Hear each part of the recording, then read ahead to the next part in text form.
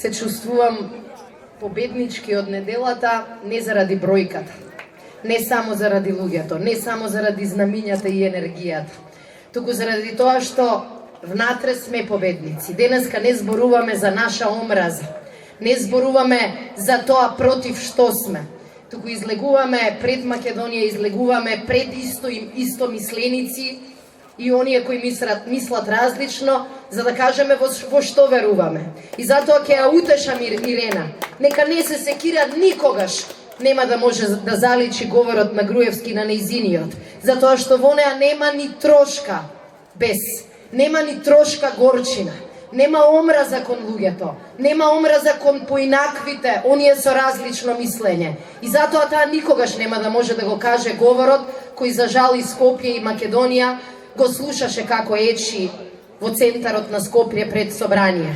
Сакаме сите да сме овде за да покажеме дека Македонија може да биде различна. 25 години од мојот живот ги помина во оваа зграда и со овој, ама малку различен поглед. И кога погледот се смени, мислев дека веќе гледката ќе ми буди лоши спомени.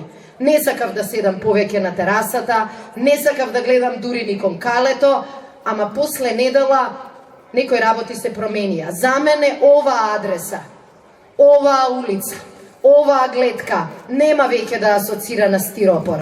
Оваа улица, ова Скопје ќе асоцира на една нова, модерна, различна, полна со различности Македонија. Македонија која знае да биде оптимист, Македонија која знае да се бори и Македонија која знае да се радува. Мислам дека ги убивме во поим, заради тоа што видоа дека не е ова Македонија на човечиња. Ги убивме во поим со нашата радост, ги убивме во поим со нашата љубов, ги убивме во поим и нашите гласни жици, додуше, ама мислам дека со тоа ќе преживееме. Сакам да кажам неколку збора за тоа каде оди овој наш протест, каде оди оваа наша иницијатива. Има луѓе кои што велат преговарате, да, затоа што на Македонија и го посакуваме најдоброто. Заради тоа што во Македонија живеат луѓе кои сакаат и заслужуваат оваа несреќа да се промени. Во Македонија живеат луѓе кои што беа подготвени години со ред да се спротистават на ваквото диво владење, но лека полека губеа сила, губеа оптимизам. Ние решивме дека во нашата борба ќе имаме вистината на наша страна. И како што вели, ако не се лажам Буда, во животот 3 работи не можат да се скријат на долго време. Сонцето, месечината и вистината. Како што гледаме од време на време и сонцето не штеди, ама вистината нема да го поштеди никога. Едно време се подсмеваа, едно време релативизира, ама македонските граѓани можеа со своји уши да го чујат она што им се криеше со години зад сцената. Тие видоа дека во Македонија изборите биле фаќање за уши и влечење на избори. Дека во Македонија одлуките на општина Центар биле со една единствена цел, пастирот да не биде само пастир, туку да биде и феудалец. Дознаа дека во Македонија судиите биле тука за да некој им пишува плюшчиња и минушчиња. И редете го понатаму целиот список. И многу луѓе мислеа, навистина мислеа дека сето тоа е некоја далечна политика.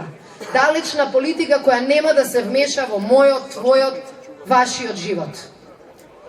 И во тој момент го чуја она што мислам дека секој нормален, разумен, добар човек во државата и надвор од неа ќе го измести од таа мртва точка.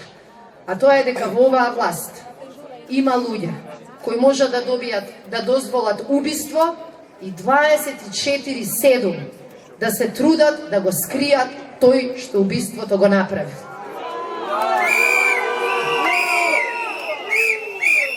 Имаше многу аудио снимки, имаше многу откритија, едно друго пострашни.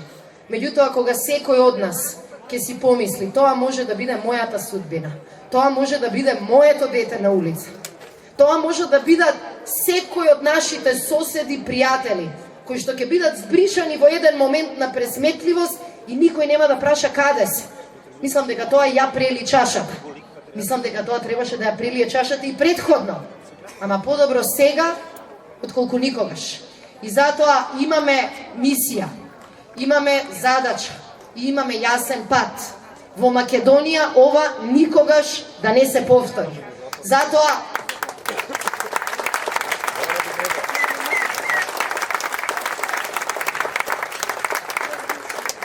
Затоа нашата голема вредност од неделата беше што покажавме дека Македонија е земја на различни луѓе, заради тоа што покажавме дека на протестите доаѓаат различни луѓе, ама дека сите имаат една единствена цел – ова да биде една нормална и добра држава.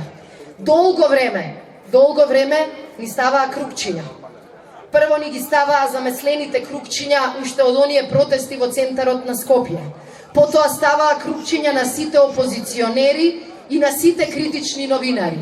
Потоа ја унапредија техниката. Овие камери кои не работат кога некој е убиен, не работат кога некој ќе настрада во чудна сообраќајна несреќа, и тие камери работеа за да ни ги снимаат студентите и за да ги контролираат средношколците. И ставаат црвени крупчиња.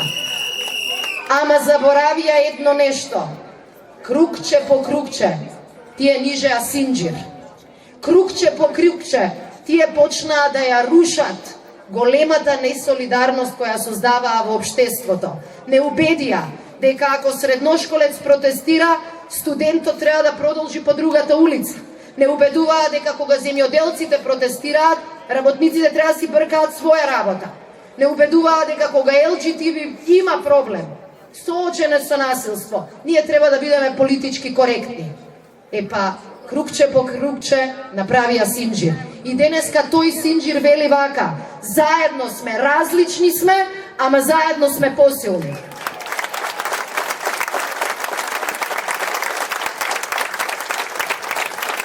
И на крај, сакам да се заблагодарам на некои, предпоставувам, филмофили кои не почестија со новата серија Хумор.